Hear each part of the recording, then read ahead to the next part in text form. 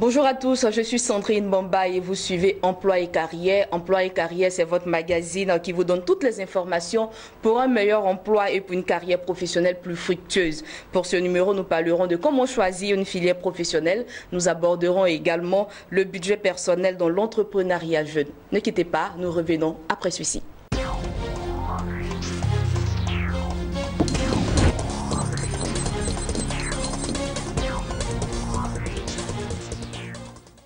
Voilà, je suis en compagnie de André Cuyo. Il est expert consultant, spécialiste de l'insertion professionnelle et de l'entrepreneuriat. Et c'est avec lui que nous échangerons tout au long de ce magazine. Monsieur André Cuyo, bonsoir. Bonsoir, madame. Merci d'avoir répondu à notre invitation. Merci à vous aussi de m'avoir invité. Je vous en prie. Alors, nous démarrons tout de suite avec notre première rubrique « Je veux un job ». Je veux un job qui aborde la thématique de comment choisir une bonne filière.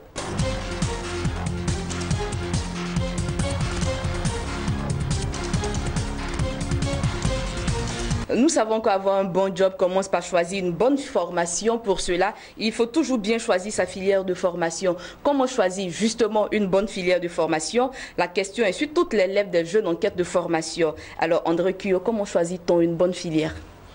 Merci, vous avez bien introduit. Évidemment, le choix d'une filière est un casse-tête pour les parents, pour les étudiants et même pour l'État. Tout à fait. Et donc, nous allons certainement, dans cette émission-là, donner quelques idées qui permettront aux parents, aux étudiants, même à l'État, d'avoir une idée beaucoup plus claire pour aider les étudiants à faire un bon choix de filière qui va déterminer leur carrière professionnelle et leur vie tout court.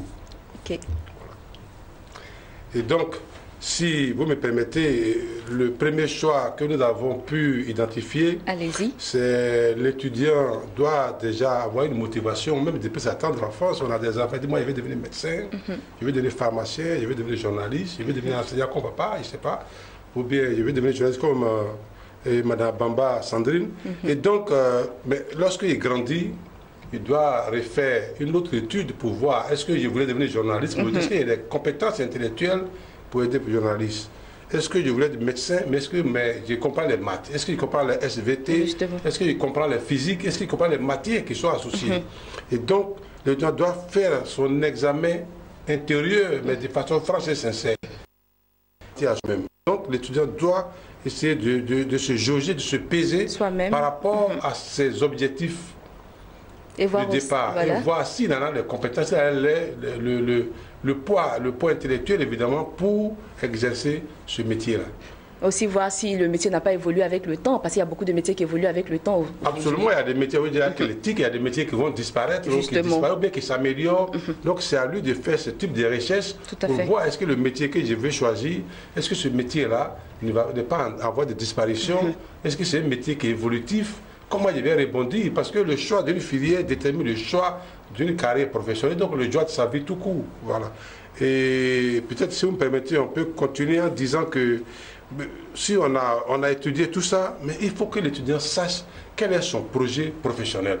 Le projet professionnel, la plupart des étudiants ne savent pas ce que c'est, mais un projet professionnel, c'est ce qui va déterminer votre comportement sur le marché de l'emploi, votre comportement à choisir la filière. Très souvent, on a des étudiants qui leur demandent leur projet professionnel, ils n'en ont pas, mais ils sont certainement en droit. Et ils voulaient être, j'ai ce cas-là, l'étudiante voulait être hôtesse de l'air. Et là, oui, hôtesse de l'air, et elle est en droit. Mais elle n'aime pas le droit. Elle a dit au cours, je suis en cours à ce moment-là avec ces étudiants-là, elle a dit qu'elle n'aime pas le droit, mais ses parents, peut-être que c'est pour interpeller aussi les parents. Justement, il y a des parents qui désirent que les enfants fassent le métier dont ils ont toujours rêvé. Ils ont toujours rêvé dans leur enfance qu'ils n'ont pas fait, donc peut-être que c'est une petite revanche. Mais voilà, la demoiselle le dit, elle est en droit, elle est en licence privée, mais elle n'aime pas le droit. Et peut-être qu'elle va devenir juriste, c'est possible, mais elle sera rattrapée par l'amour qu'elle a en elle, qui enfuit. Elle va organiser peut-être des événements, elle va faire des entreprises d'hôtesse de l'air, d'accueil, en étant autre chose. Donc en fait, le métier rattrape. Et donc il faut que les parents fassent attention.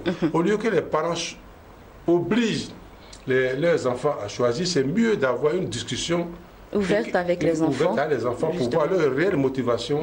Qu'est-ce qu'ils veulent faire. Le papa qui a une visibilité un peu plus grande que l'enfant, mais l'enfant aussi doit écouter son papa, mais il ne faut pas imposer. L'étudiant non plus ne doit pas imposer sa filière, parce que certainement il n'a pas des informations que son papa a, mais en même temps, le papa ne doit pas imposer. Il faut que ça se fasse autour d'une discussion franche et sincère avec son enfant. Tout à fait. Je pense également qu'il faut aussi faire une étude du marché, n'est-ce pas? Absolument, l'étude du marché c'est capital parce que l'étude du marché se fait comment? Déjà en voyant dans les journaux à grand tirage, quels sont les métiers qui sont demandés, quels sont les emplois qui sont sollicités. Tu veux faire un métier, mais on n'en demande jamais dans ces journaux-là. Tu vas sur le net, on n'en demande pas, ou on en demande peut-être une fois sur 10 ou une fois sur 15. Cela veut dire que ce n'est pas sollicité, il faut faire attention. Aujourd'hui, il y a des métiers qui se créent, par exemple dans la presse. Il y a des métiers, tu as tous les métiers, les corps de métiers. Donc, les étudiants doivent avoir, en Côte d'Ivoire, je prends le cas de la Côte d'Ivoire, il y a des nouvelles télévisions qui ont été agréées, il y a des anciennes qui existent. Tout à fait. Donc, c'est un corps de métiers que les jeunes peuvent déjà commencer à apprendre les différents métiers qui sont autour d'une télévision. C'est vrai, on voit les journalistes, mais il y a les caméramans, il y a plein de métiers à l'intérieur. Tout à fait. Donc, les étudiants, les jeunes peuvent voir ce type de métiers. Ils ont souvent ce type d'exemple. Voilà. Mais la plupart du temps, les gens choisissent les métiers et puis les filières. Demain qui les pointe quelque part. La même filière, bon, il ne sait pas quels sont ses objectifs. Quel est le niveau de relation de ses propres parents? Si quelqu'un dit à sa fille de faire la pharmacie, peut-être qu'il a prévu quelque chose pour qu'après au niveau de la pharmacie, toi tu le fais, mais tu fais comment?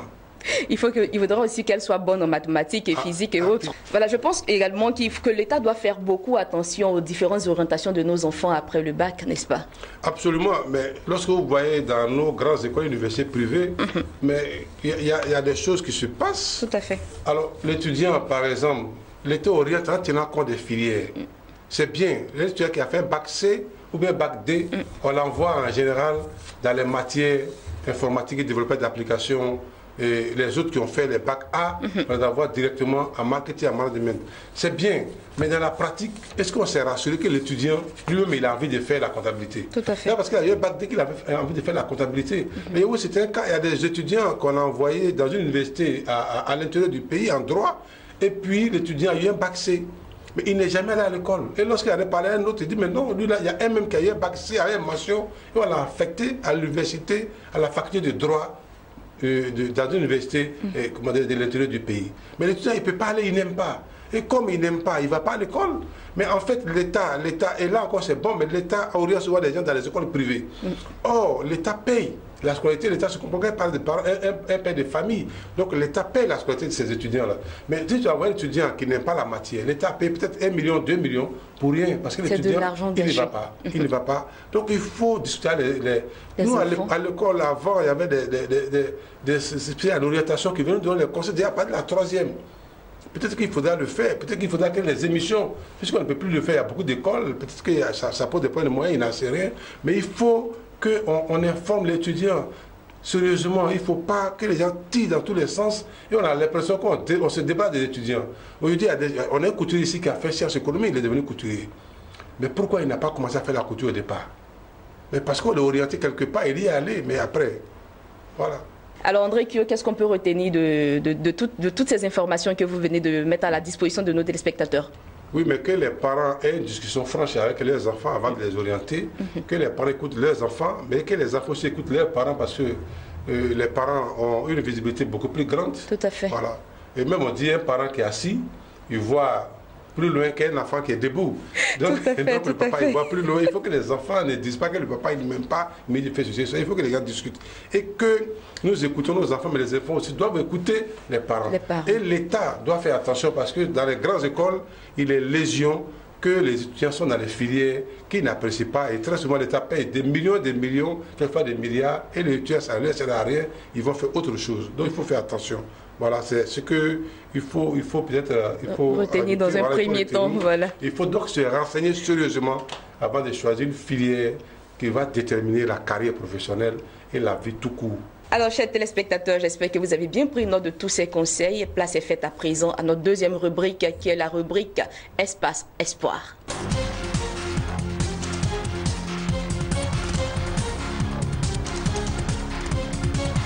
Alors pour cette deuxième rubrique, nous sommes allés à la rencontre des promoteurs du groupe EDEC, une grande école de formation bien connue à Abidjan et dans certaines grandes villes du pays, notamment Boaké et San Pedro. Emilienne Dakuyo, DGA du groupe EDEC, nous emmène découvrir cet établissement d'enseignement supérieur et vous le verrez bien, de nombreuses innovations permettent de donner une plus-value aux formations du groupe EDEC. Regardons.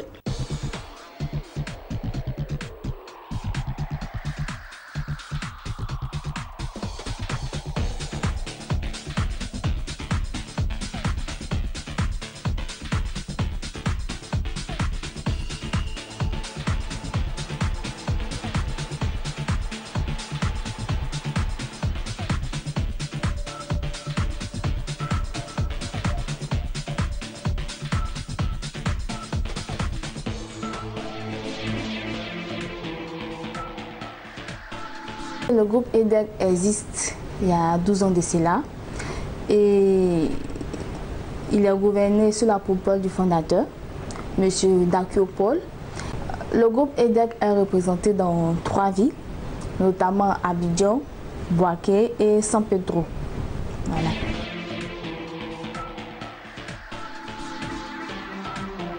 Le groupe EDEC est spécialisé dans la formation des commerciaux, des gestionnaires d'entreprise, des financiers, des informaticiens. Il a pour vocation de former des cadres de gestion et dirigeants d'entreprise via une formation polyvalente et opérationnelle de haut niveau et une préparation au métier des décideurs à travers des séminaires, alternances, écoles, entreprises et stages de fin d'études. Voilà. Au sein du groupe EDEC, nous avons 2 types de formateurs. Nous avons des professeurs chercheurs, c'est-à-dire les docteurs, et des professeurs socio-entrepreneurs, c'est-à-dire qui travaillent dans les entreprises et qui viennent dispenser des cours et pourquoi pas des séminaires à nos étudiants.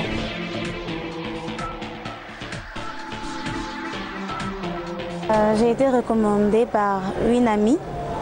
Et sincèrement, lorsque je suis venue, j'ai vu des changements. C'est-à-dire, les professeurs ici, je vais plus me baser sur les professeurs.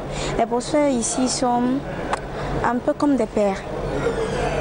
Qu'ils frappent là où il faut frapper fort et qu'ils encouragent là où il faut encourager. Ce sont nos points forts en fait. Très important la pratique. Voilà pourquoi j'ai choisi EDEC, qui nous donne la chance d'aller sur le terrain, aller voir ce qui se passe. Contrairement à d'autres établissements qui ne donnent pas la chance aux étudiants d'aller sur le terrain, aller chercher des clients, mais EDEC nous donne la chance.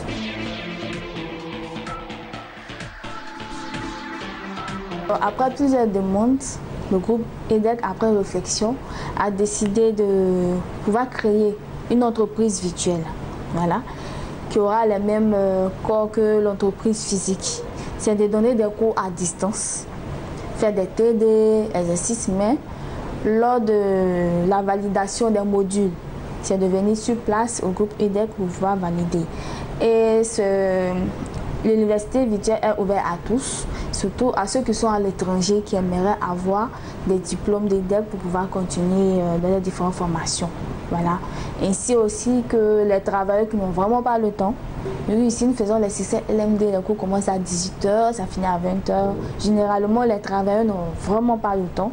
Ils sont tout le temps en mission.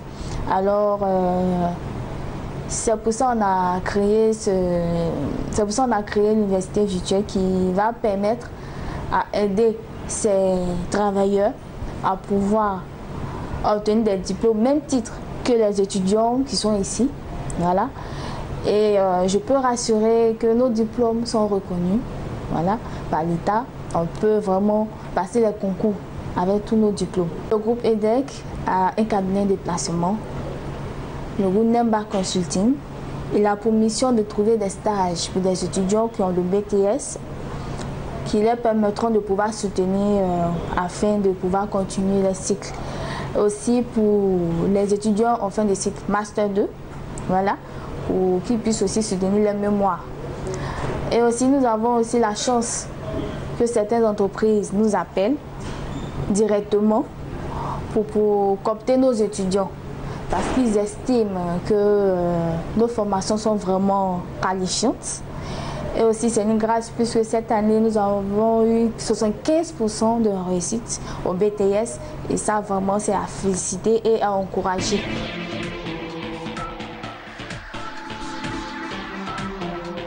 Vous pouvez nous joindre au plus 225 22 48 78 66. Plus 225 49 26 46 44. Et même vous pouvez même aller sur le site groupeedec.com ou aller sur Google.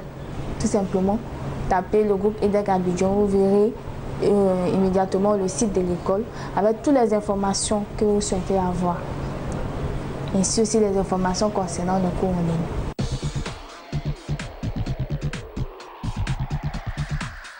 Voilà, merci à Emilienne Dakuyo, DGA du groupe EDEC pour cette belle découverte. Nous passons à présent à notre troisième et dernière rubrique, Créer mon entreprise.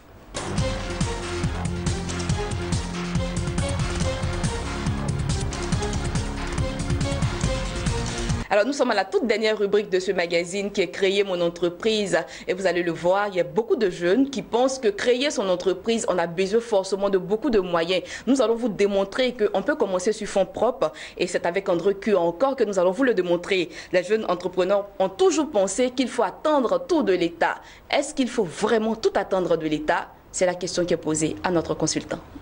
Merci beaucoup, madame, pour la question. Elle est directe, elle est pertinente, elle est franche, elle est sincère. Merci à vous. Oui, mais en fait, je le dis, peut-être que c'est une déformation. Comme je suis enseignant, surtout dans le milieu des étudiants, je les observe. Tout à fait. Et il n'y a pas longtemps, j'ai observé que les étudiants, je faisais un cours sur l'entrepreneuriat, j'ai demandé qui a un compte bancaire. Il y a 2 ou 3 qui ont levé la main, sur près de 60 étudiants. Et il y a une qui était juste sur la première table, elle est un portable, je ne vais pas dire la marque. Mais quand il a demandé, puisque moi, je ne suis pas trop, entre guillemets, branché sur les portables, donc je ne connais pas le prix, mais quand il a demandé, elle m'a dit que là, ça coûte 380 000. Alors, elle n'a pas de compte, mais elle a un portable de 380 000. Je lui demande, mais il y a un portable qui coûte beaucoup moins cher et qui a les mêmes fonctions. Pourquoi ne pas payer un portable de 45 000 qui a les mêmes fonctions, pratiquement que pour elle? Et puis le reste, mettre sur un compte bancaire. Elle était étonnée. Je lui ai dit, mais pourquoi vous avez cette? Non, mais ça me plaît. D'accord, ça vous plaît, mais vous n'avez pas de compte. Et donc ça, si elle avait fait un choix, donc en fait, des gens, vous savez, peut-être qu'il va choquer les gens, mais il y a un parent qui dit que la pauvreté est un choix. Il y a des gens qui choisissent d'être riches et il y a des gens qui choisissent d'être pauvres. Donc pour lui, quand quelqu'un dit qu'il n'a pas l'argent, il ne comprend pas. Mais c'est possible parce qu'il y a des gens qui ont un portable de 380 000, 360 000, et puis il n'a aucun compte bancaire. Pourquoi ne pas prendre un portable de 45 000 ou même 100 000, et puis les 200 000 ouvrir un compte dans une microfinance? Ça, c'est possible. Moins économiser. Oui, ça, c'est possible. Mais les gens aussi, il y a des étudiants que j'ai vus, des jeunes qui font une sortie. Là, je le dis franchement, les étudiants, tu sais qu'ils font une sortie tous les week-ends. Lorsque vous leur demandez combien ils dépensent, ils se cotisent 20 000, 20 000, 20 000, ils sont 4. Ou bien 5, ça leur fait 100 000 ou 80 000 francs, ils sautent. Alors que cet argent aurait pu servir à autre chose. Moi, je ne leur demande même pas d'économiser tout cet argent qui sort 2 fois dans le mois, s'il ne peut pas s'empêcher. Parce que pour moi, tant qu'un étudiant doit étudier. Mais si un étudiant qui peut aller s'amuser et qui n'a pas les moyens de s'amuser, par exemple pour des sorties, mais qui sort 2 fois dans la semaine, et que les 20 000 francs qu'il prend pour sortir tous les samedis, lui seul, ça lui fait 80 000 francs pour les mois de 4 semaines, ça lui fait 100 000 francs pour les mois de 5 semaines, mais évidemment, il peut économiser les 40 000 francs sur un compte bancaire et en 10 mois, il aura 400 000. Tout à fait. Donc, moi, il me dit que les gens ont de l'argent, les parents leur donnent de l'argent parce que nous sommes dans des universités qui coûtent cher. Les parents donnent le minimum. Les étudiants, ils dépensent leur argent un peu à toi et à travers. Peut-être que ce n'est pas eux qui ont travaillé, donc ils ne se rendent pas compte. Alors, tu vas venir demander, papa, donne-moi 1 million pour faire affaire. Mais ton passé qui t'a donné 100 000, 200 000 francs, il calcule sur un an, peut-être qu'il t'a donné 5 millions, peut-être qu'il t'a donné 1 million. Tu n'as même pas sur le compte. Quel courage ton papa peut avoir pour te donner de l'argent? Oh, un étudiant qui est malin, Et il y a d'autres étudiants, une qui m'a dit, j'ai mon argent dans une banque, une grande banque. J'étais étonné, elle dit, il y a 300 000. Mon papa donne une d'assurance, il y a 300 000. Qu'est-ce que je peux faire avec? Vous comprenez? Il y a une fille, elle me l'a dit, monsieur, vous avez bien parlé, j'ai compris, elle n'a pas parlé tout le coup, a duré 4 heures, elle n'a rien dit. À la fin, elle m'a abordé, elle dit, moi j'ai 300 000 pour mon compte, qu'est-ce que je peux faire? J'aimerais bien acheter des actions en bourse. Comment il fait? Vous comprenez, non? Donc les gens peuvent le faire. Les sorties, les appels, il y a des gens qui communiquent 10 000 francs par mois. Pourquoi ne pas communiquer 5 000 francs par mois? Et ce n'est pas tout, il y a aussi des vêtements coûteux qu'ils s'achètent. Je préfère ne pas dire tout ça. Ils vont dire que le projet s'acharne sur nous. C'est vrai. Mais en fait, ils les observent. Les gens ont des dépenses qu'on appelle dans nos milieux les dépenses toxiques. C'est-à-dire que ça ne sert à rien, c'est un comportement toxique qui ne t'amène nulle part. Tu fumes 2 paquets de cigarettes par jour. Fume un paquet, si tu ne peux pas arrêter, t'empoisonner, entre guillemets. Je n'ai rien contre les cigarettes, mais en fait, c'est du poison. Même sur les paquets de cigarettes, j'ai écrit abus dangereux pour la santé. Et à certains pays, on dit que ça peut tuer. C'est écrit, tu peux mourir. Donc les gens le savent. Qu'ils sachent qu'on peut économiser de l'argent en réduisant son train de vie. C'est un appel que leur lance. Ce n'est pas de leur demander d'être des moines, de vivre comme de façon ascète, mais d'économiser, de revoir dans leur vie qu'est-ce qui est utile, qu'est-ce qui n'est pas utile. Et puis le papa sera encouragé. Mais je vous assure, un fils qui vient dire à son père, papa, tu m'as donné 20 000, 30 000 fois, j'ai économisé 500 000 sur mon compte, donc 1 million, honnêtement, je ne vois pas un parent qui ne sera pas content pour donner, pour se ruiner même, pour aider ce fils-là, parce qu'il peut lui faire confiance. Mais si papa donne 300 000 tous les mois et que tu n'as rien, mais le papa, c'est pas très sûr. Il va dire qu'il faut aller à la fonction publique. Parce que là-bas, au moins, tu ne vas pas manipuler l'argent. Justement, ce qui revient à dire qu'il faut aider nos parents à nous soutenir, à nous aider, c'est important. C'est important. Et tout le monde peut le faire, qu'on soit fils de paysans ou pas. Parce qu'il y a l'argent qu'on prend et qu'on fait souvent des choses inutiles qui ne sont pas nécessaires. Peut-être que c'est utile, mais ce n'est pas nécessaire. Ce n'est pas indispensable. On n'est pas obligé d'avoir des costumes de 100 000, 200 000 francs lorsqu'on est étudiant. Il y a des costumes qu'on vend moins cher à 20 000, 25 000 francs. Il peut déjà le porter. Et très souvent, quand ils le font, ils attendent tout de l'État. Hein. Ils attendent que ce soit l'État qui vienne donner de l'emploi, des financements et autres. Et pourtant, on peut bien épargner soi-même. Vous voyez que j'évite de parler de l'État. Parce que imaginez, dans nos pays africains, les statistiques démontrent qu'on a 50 à 70% de jeunes. En Côte d'Ivoire, on a 23 millions de population, tel que ça a été recensé. Et le dernier recensement l'a prouvé. Si on prend 50%, ça fait 12 millions de jeunes. Supposons que l'État me donne aux jeunes, à 1 million de jeunes, un emploi, à 1 million de jeunes. Mais il reste 11 millions. Ça veut dire quoi? L'État ne peut pas aider tout le monde, même avec sa bonne volonté. L'État ne peut pas aider tout le monde. Il faut que les gens le comprennent. L'État veut, même si l'État donne de l'argent à 2 millions, ce qui n'est même pas possible. Mais même à 2 millions, il va rester 10 millions. Donc les 10 millions de jeunes, qu'est-ce qu'ils font? C'est ce qui fait. Donc les jeunes, il faut que les jeunes comptent sur eux-mêmes. Il faut qu'ils se disent, moi, je me suis réveillé, j'ai vu telle personne. Moi, je ne me lasse pas de parler de notre champion national, M. Diago. C'est monsieur, il l'a vu 2 fois sur moi, mais je parle de lui, mais il y en a beaucoup. Le monsieur qui est connu. Il y a eu Colette, la dame, elle aujourd'hui dans une pionnière du domaine de l'agriculture. De l'agriculture, voilà. Des vivriers. Mais elle ne savait pas lire le français ni rien. Mais à force de lutter. Mais il y en a beaucoup dans nos milieux. Pas des femmes gourous. Au Togo, on a les mamies Benz. Ça, on a Benz. Mais comment ces dames l'ont fait? En Côte d'Ivoire, on a des modèles. Je prends souvent des modèles. On dit le modèle Djoula. Il y a un monsieur qui a écrit, Maurice, qui a écrit un livre sur le modèle Djoula. Mais ces gens, ils veulent entreprendre. Ils n'ont pas l'argent. Ils commencent à être chauffeur ou bien apprenti. Il économise. Il passe son permis. Il devient chauffeur. Il économise. Et puis un matin, il achète son taxi. Il achète son baka. Il achète son car. C'est comme ça.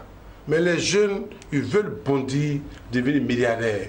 Même, je le dis souvent, ça gêne les jeunes, ça choque les gens, mais même pour gagner à la loterie, il faut acheter, il faut gratter. Bien évidemment. Il n'y a rien qui se fait au hasard. Donc, pour aussi obtenir un financement d'une banque, il faut quand même avoir... Tu vois, les banques demandent minimum 30%. Et les 70%, il faut avoir une garantie. Ce que les jeunes n'ont pas. Il faut demander un aval, ce que les jeunes n'ont pas. Je préfère ne pas parler des banques. Donc les jeunes, mais qu'ils ouvrent leurs comptes. Oui, toutes les banques ouvrent leurs comptes. En Côte d'Ivoire, ici, en tout cas, avec 10 000 francs, 15 000, on peut ouvrir un compte bancaire. Tous les jeunes devraient avoir un compte bancaire. Maintenant, est-ce qu'il y a beaucoup d'argent? Mais si tu mets 5 000 francs à chaque fois, chaque fin du mois, même à la fin de l'année, ça te fera 60 000. À 10 mois, ça se fait 600 000. À 10 ça se fait 600 000. Combien de jeunes, même les fonctionnaires, pour ne pas déborder. Ah, mais c'est ça le problème. On anime les séminaires, mais il y a des gens, ils ont travaillé, mais il n'y a pas d'économie. Parce que tous les jours, quand ça rentre, ça sort. Ça rentre par la droite, ça sort par la gauche. Mais quand tu es dans ce mouvement-là, tu vas aller à la retraite. Tu ne peux pas t'en sortir. Tu ne peux pas t'en sortir. Tout à fait. Il faut que les gens se serrent la ceinture. C'est valable pour moi, c'est valable pour vous, c'est valable pour Bien évidemment. Alors, je pense que nous avons fait tout le tour de la question. André Cuyo, y a-t-il encore des zones d'ombre que nous n'avons pas pu aborder? On a dit l'essentiel, de toute façon on est limité dans le temps. Tout à fait. Donc on ne peut pas tout dire, on ne peut pas tout dire, mais je voudrais juste demander ou dire à tous ceux qui nous écoutent, parce qu'il y a beaucoup, aujourd'hui il y a eu un appel du Soudan, j'ai été surpris agréablement, un diplomate, pour dire que sur notre émission, nous félicitons, nous leur disons merci.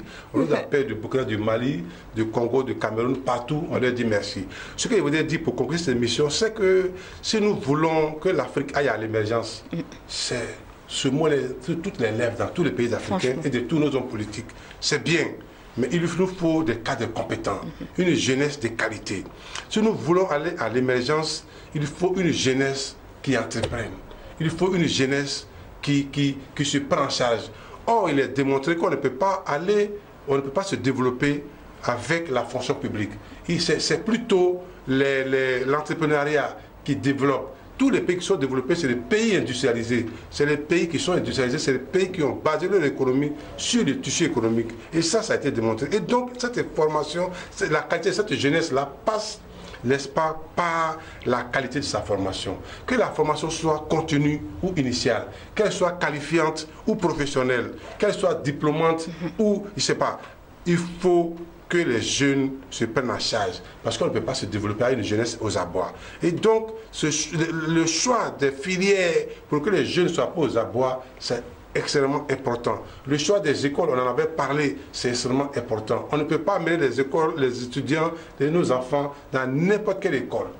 Là, j'insiste, ça choque beaucoup de fondateurs, mais il faut que les gens fassent l'effort pour avoir des écoles qui font des vraies formations, à des enseignants compétents, des enseignants qualifiés, formés pour. On ne peut pas former un Master 2 avec un BTS. Or, ça existe en Côte d'Ivoire et les gens le savent. Il faut que l'État jette un coup d'œil. Parce qu'on dit que les gens chôment parce qu'ils ne sont pas bien formés. Un étudiant bien formé, même s'il n'a pas un boulot, il peut se prendre en charge. Et donc, nous avons l'exemple de l'école, comme EDEC par exemple. C'est un bon groupe, les gens peuvent venir vérifier, ils ne sont pas obligés de s'inscrire. Mais c'est une école qui est créée par des anciens qualifiés et compétents, et nous leur disons merci. Nous disons merci parce que c'est ce genre d'école dont l'Afrique a besoin. C'est ce genre d'école dont notre pays, la Côte d'Ivoire, a besoin pour former des cadres compétents, des cadres qui sont prêts à relever le défi, n'est-ce pas? Et donc cette jeunesse-là a besoin de vraies écoles qui sont dirigées par des vrais enseignants, qui donnent des vraies formations pour que les étudiants soient des cadres efficients, des cadres efficaces. En tout cas, ensemble, nous allons déplacer des montagnes. Alors tout à fait, je pense que tout est bien dit et même très bien dit. André Cuyo, merci à vous d'être passé sur notre plateau. Je vous remercie. Et merci encore pour tous ces conseils aviseurs. Mais si c'est bien dit, c'est tant mieux. Merci, merci. Alors, chers téléspectateurs, je vous dis merci de nous avoir suivis. C'était votre émission Emploi et Carrière présentée par Sandrine Momba. D'ici là, portez-vous bien.